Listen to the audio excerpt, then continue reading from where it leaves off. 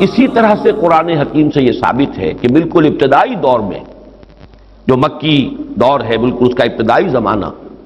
سورہ نون کے آخر میں جو مذکور ہے کہ یہ کوشش کی گئی تھی کہ کچھ ایسے لوگوں کے ذریعے سے کہ جن کی قوت ارادی ان کی نگاہوں میں بہت مرتکز ہو جاتی ہے،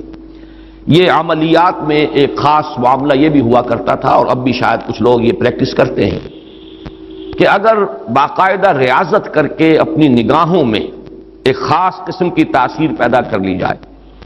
بلکہ مولانا امین حسن اصلاحی صاحب نے اس کا تذکرہ کیا تھا ایک مرتبہ جب زمانہ طالب علمی میں میں نے 2 تربیت گاہیں منعقد کی تھیں، اور اس میں درس قرآن مولانا اصلاحی صاحب نے دیا تھا کہ آج کل بھی بعض لوگ یہ کرتے ہیں کہ رات کے پچھلے پہر اٹھ کر نہا دھو کر سفید براق کپڑے پہن کر پھر بیٹھتے ہیں اور کسی بالکل سفید کاغذ پر ایک چھوٹا سا نقطہ لگاتے ہیں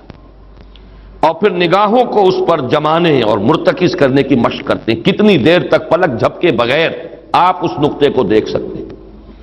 اگر یہ مشق کی جائے، یہ ایکسرسائز کی جائے، یہ ریاضت کی جائے تو آنکھوں میں ایک ایسی چمک پیدا ہو جاتی ہے کہ اگر گھور کر کسی کو دیکھا جائے تو اس کی قوت ارادی کو آپ مزمحل کر سکتے ہیں، وہ ایک دم دبا ہوا محسوس کرے گا اور آپ کا غلبہ اس کے اوپر ہو جائے گا نفسیاتی اعتبار سے۔ اسی طریقے کا کوئی عمل تھا جو نبی اکرم صلی اللہ علیہ وسلم پر بھی آزمایا گیا تھا۔ لَيَزْلَقُونَكَ یہ آیا ہے سورہ نون کے آخر میں، بِأَبْصَارِهِمْ لَمَّا سَمِعُوا الذِّكْرَ، یہ لوگ چاہتے ہیں کہ اپنی نگاہوں کے ذریعے سے آپ کو پھسلا دیں، آپ کے قدم ڈگمگا دیں، آپ کی قوت ارادی کو کچل دیں۔ لما سمعوا الذکر ویقولون انہ لمجنون، جس وقت کہ سورہ نون کے آغاز میں بھی آیا ہے تذکرہ کہ حضور کو کہا گیا کہ آپ کو جنون کا کوئی عارضہ ہو گیا ہے یا آپ پر کوئی آسیب آ گیا ہے، اور آخری آیت بھی جو ہے وہ آخری حصے میں پھر اسی کا یاد ہے،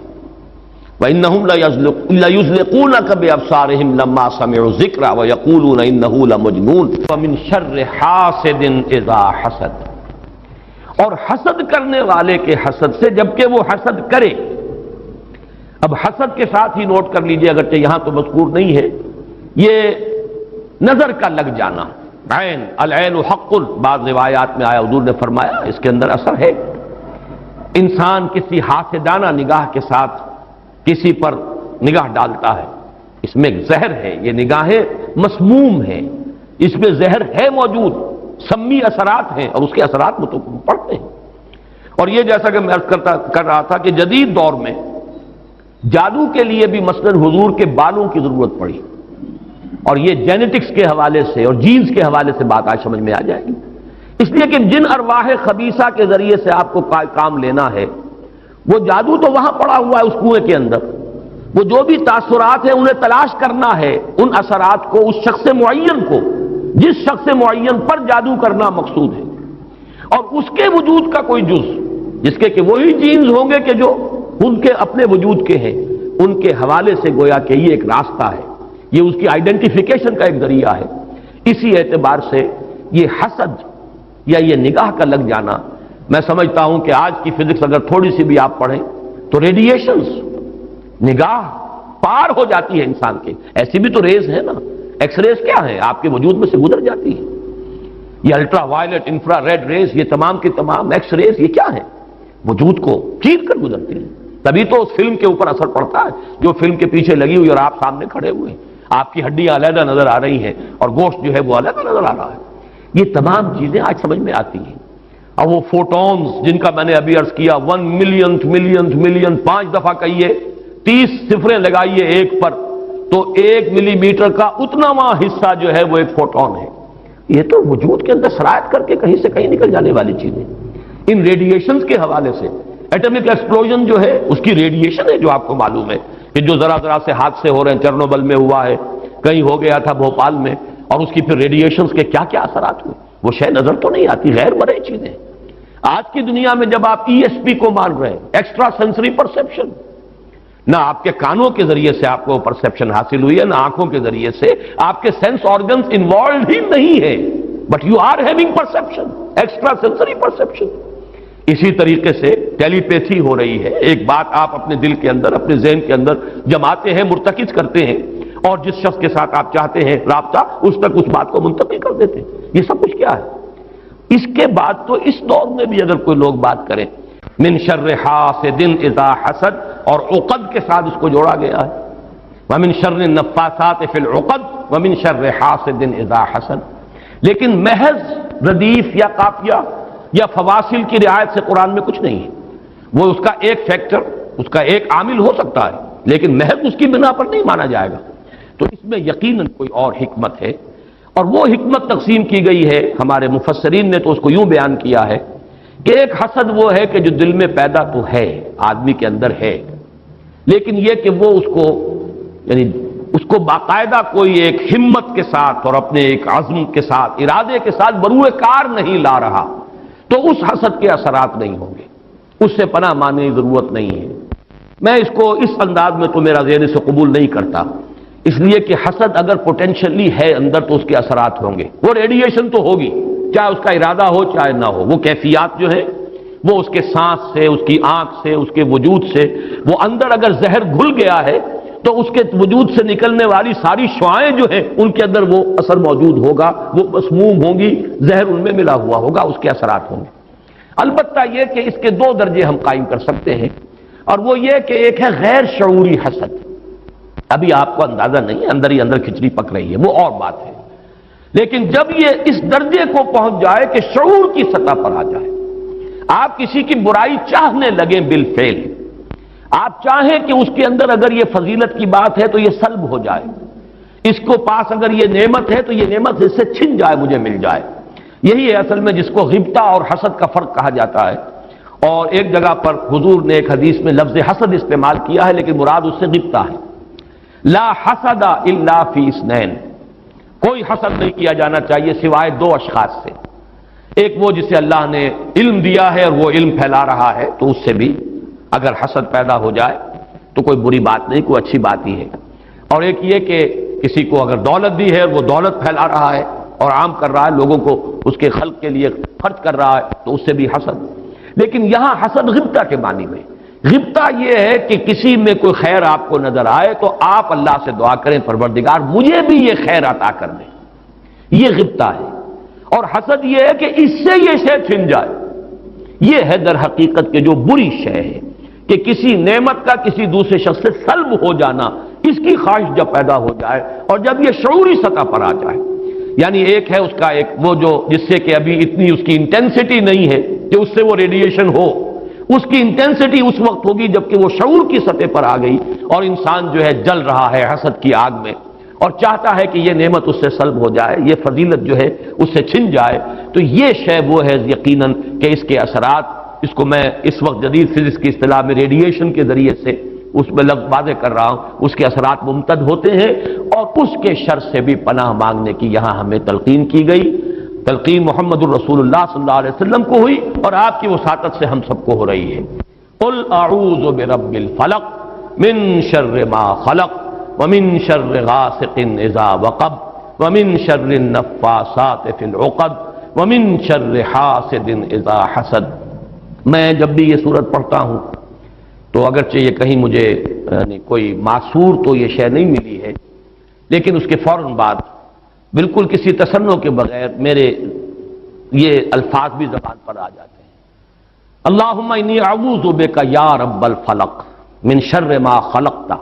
ومن شر غاسق اذا وقب ومن شر النفاثات فی العقد ومن شر حاسد اذا حسد۔ اسی طرح قل اعوذ برب الناس ملک الناس، تو وہاں بھی اللہم انی اعوذ بک یا ربی و رب الناس و یا الہی و الہ الناس و یا ملکی و ملک الناس۔ تو اس طریقے سے گویا کہ اس لفظ قل کیونکہ یہ فعل امر ہے، حکم ہے، تو اس پر ہم اگر فوری طور پر اس کی تعمیل کیا کریں تو یہ اگرچہ معصور نہیں ہے، میں صرف اپنے ذوق کی بات کہہ رہا ہوں، اور بہرحال اس میں کوئی شے ممنوع نہیں ہے، دعا تو ہم مانگ سکتے ہیں، تو دعا ہی کی شکل ہے، تو جو الفاظ ہمیں اللہ نے تلقین کیے ہوں انہی کے حوالے سے ہم وہ دعا مانگے، تعوذ کریں۔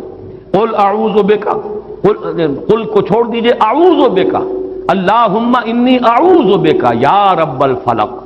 من شر ما خلقتا، اب یہ خلقہ کی بجائے مخاطب کیونکہ ہم کر رہے ہیں اللہ کو، من شر ما خلقتا، آگے جو کہ تو الفاظ رہیں گے ان میں کوئی تبدیلی کی ضرورت نہیں ہے۔ مولانا محمد قاسم نانوتوی دیوبند کے مؤسسین میں سے مولانا رشید احمد گنگوہی اور مولانا محمد قاسم نانوتوی رحمہم اللہ، یہ دو ہیں اصل میں یہ دارالعلوم دیوبند کے مؤسس، اس کی ابتدا کرنے والے۔ ان کے شاگرد شیخ الہند، ان کے شاگرد علامہ شبیر احمد عثمانی، تو انہوں نے یہی الفاظ لکھے ہیں کہ استاذ الاستاذ نے جو بات لکھی ہے وہ میں بیان کر رہا ہوں۔ ویسے یہ کہ مولانا عبدالعزیز شاہ عبدالعزیز رحمۃ اللہ علیہ نے بھی اس پر کوئی کتاب لکھی ہے، وہ بہرحال میری نظر سے نہیں گزری، وہ تمثیل اب میں بیان کر رہا ہوں، بڑی پیاری تمثیل ہے۔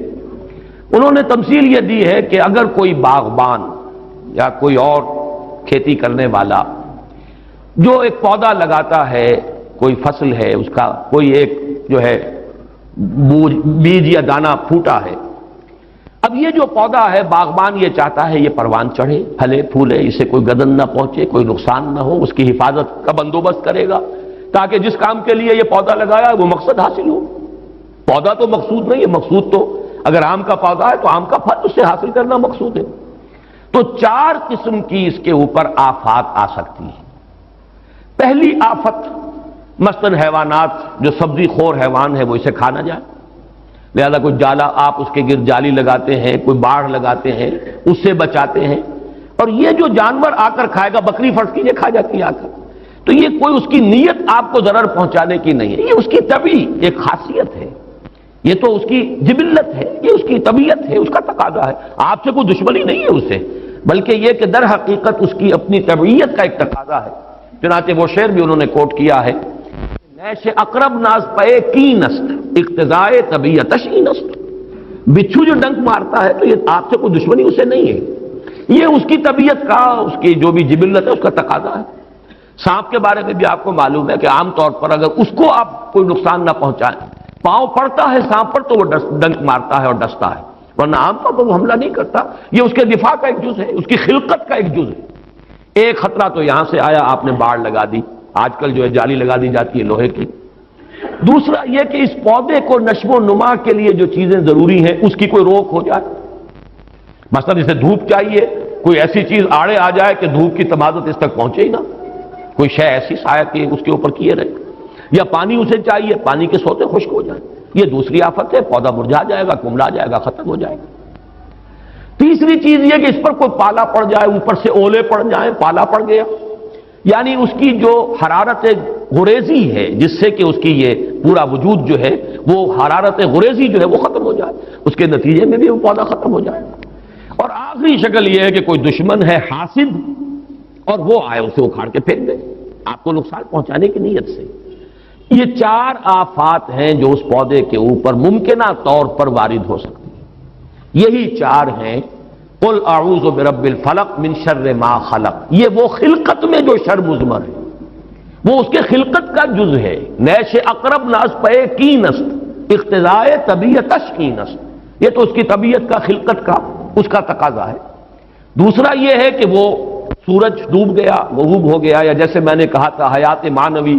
یا حیات مادی کے لیے جو اسباب ضروری ہیں ان میں سے کسی کا سلسلہ منقطع ہو گیا، یہ ہے وَإِذْ شَرِّ غَاسِقٍ إِذَا وَقَبَ۔ تیسری چیز کہ جو در حقیقت جادو کے ذریعے سے ہوتی ہے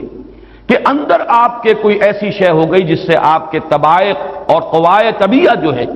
وہ کچھ شل ہو کر رہ جائے، یہ اندر سے حرارت غریزی جیسے اس پودے کی ختم ہو گئی، پالا پڑ گیا۔ جادو کا اثر یہی ہوتا ہے، یا تخبطہ الشیطان من المس جیسے آیا ہے کہ ایسی کیفیت ہو گئی کہ جیسے حواس پورے طور پر بجا نہیں ہے، حواس پورے طریقے سے قائم نہیں ہے، مجتمع نہیں ہے، تو یہ کیفیت جو ہے یہ وَمِن شَرِّ النَّفَّاثَاتِ فِي الْعُقَدِ وَمِن شَرِّ حَاسِدٍ إِذَا حَسَدَ، جیسے ایک دشمن نے آ کر دشمنی اور آپ کو گزن پہنچانے کے لیے، دشمنی نکالنے کے لیے پودے کو اکھاڑ کے پھینک دیا،